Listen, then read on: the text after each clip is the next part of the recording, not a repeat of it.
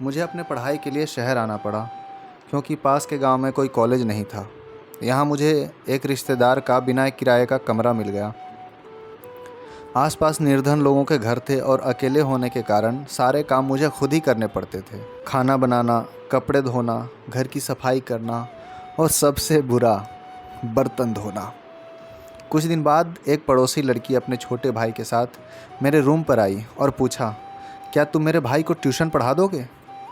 मैंने उसे मना कर दिया क्योंकि मेरी पढ़ाई डिस्टर्ब हो जाती। उसने कहा, बदले में मैं तुम्हारा खाना बना दूंगी। शायद उसे पता था कि मुझे खाना खुद बनाना पड़ता है। मैं चुप रहा तो उसने और लालच दिया, मैं बर्तन भी साफ़ कर दूंगी। अब मुझे भी लालच आ गया और मैंने कहा, कपड़े भी धो दो तो पढ़ा दूंगा। वो सहमत हो गई। अब उसका रोज़ घर में आना जाना होने लगा। वह काम करती रहती और मैं उसके भाई को पढ़ाता। उसका भाई 7वीं कक्षा में था और काफ़ी होशियार भी था, इसलिए ज़्यादा मेहनत नहीं करनी पड़ती थी। कभी कभी वह बिना कहे घर की सफाई कर देती थी। दिन गुजरते चले गए। एक रोज़ शाम को वह मेरे घर आई।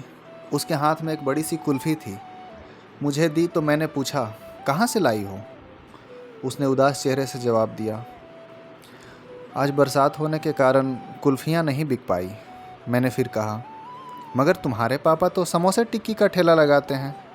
उसने कहा, सर्दियों में समोसे टिक्की और गर्मियों में कुल्फ़ी। आज बरसात हो गई तो कुल्फ़ी नहीं बिकी। धीरे धीरे समय बीतता गया और मैं कभी कभार उसके घर भी जाने लगा, विशेष तौर पर किसी त्यौहार या उत्सव पर। कई बार उससे मेरी नज़रें मिली और मिलती रह जाती। पता नहीं क्यों ऐसा होता था। एक दिन मैंने उससे पूछा, ये काम तुम क्यों करती हो? वो मुस्कुरा कर बोली, पैसे मिलते हैं, इकट्ठे करती हूँ। कितने हो गए? यही कोई 6-7 हज़ार। अरे, तो मुझे 1000 रुपये उधार दे दो, जल्दी लौटा दूंगा। उसने कहा, तू मांगे तो सारे दे दूं। एक दिन मेरी जेब में गुलाब की टूटी हुई सूखी पंखुड़ी मिली, मगर मैंने सोचा कि कॉलेज के किसी दोस्त ने चुपके से डाल दी होगी। एक दिन कॉलेज की एक मेरी दोस्त मेरे घर आई। उसे देख वह तुरंत अपने घर वापस चली गई। फिर अगले दिन आई और कहा, मैं कल से तुम्हारा काम नहीं करूँगी। मैंने पूछा, क्यों? उसने कोई जवाब नहीं दिया और मेरे बिखरे कपड़े समेटने लगी। फिर कहा, तुम्हारे 1000 रुपये मैं कल दे दूँगा। उसने कहा, पैसे नहीं चाहिए मुझे। मैंने पूछा, तो फिर? उसने कहा, तुम सब समझते हो, कोई बच्चे नहीं हो। मैंने कहा, सच्ची नहीं पता, तुम्हारी कसम। उसने कहा, नहीं बताती, जा यहाँ से। दूसरे दिन वह आई नहीं।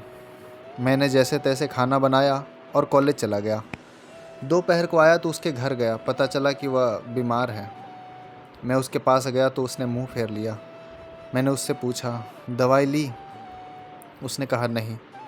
फिर मैंने पूछा, क्यों? उसने कहा, मेरी मर्जी। मैंने उससे पूछा, मुझसे नाराज़ हो? उसने कहा, तुम सब समझते हो। फिर मैंने कहा, नहीं, सच्ची नहीं पता।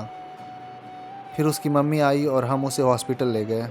डॉक्टर ने दवा दी और एडमिट कर लिया। मुझे चिंता होने लगी थी, उसकी हालत में कोई सुधार नहीं हुआ। मैंने कॉलेज के दोस्तों को बुलाया और फिर उसे खून दिया। अगली रात को वह कुछ ठीक दिखी और बात भी करने लगी। उसने मुझसे कहा, बीमार मैं हूँ, तुम नहीं, ऐसी हालत क्यों बना ली है तुमने?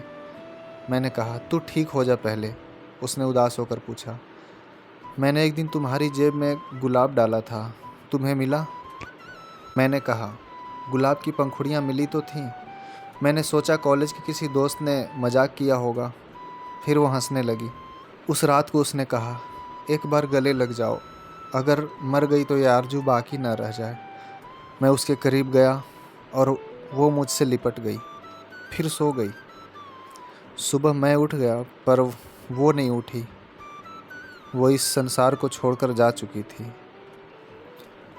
उस दिन मैंने समझा कि सच्चे प्यार की कद्र करनी चाहिए। प्यार एक ऐसा एहसास है जिसे शब्दों में बयां नहीं किया जा सकता। एक दूसरे की परवाह, एक दूसरे की खुशियां ही सच्चा प्यार है। दुनिया में बेइंतहा चाहने वाले बहुत कम लोगों को नसीब होते हैं, और जिनके पास ऐसे लोग होते हैं उनकी ज़िंदगी इस धरती पर ही जन्नत होती है।